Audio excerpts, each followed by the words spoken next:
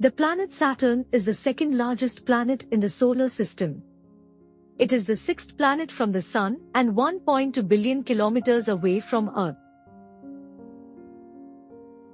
Even though it is so far away, Saturn can sometimes be seen in the night sky as a yellow point of light. Saturn is a gas giant. It is an enormous ball of gas with no solid surface. It is famous for its 7 beautiful rings. These are made of chunks of rock and ice. It is not the only planet in the solar system, but none are as spectacular as the ones around Saturn. Saturn is named after the Roman god of agriculture and time. In Roman times, it was known as the Star of Saturn and believed to be sacred to the god Saturn. Very different from Earth. One day on Saturn is less than 11 hours long.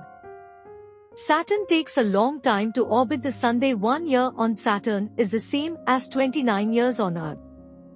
Saturn has 82 moons, more than any other planet in the solar system. 53 of its moons are named. Out of Saturn's 82 moons, the moons of Mimas, Enceladus, Titan and Rhea are of the most interest to scientists. Mimas is the closest moon to Saturn. It is incredibly small.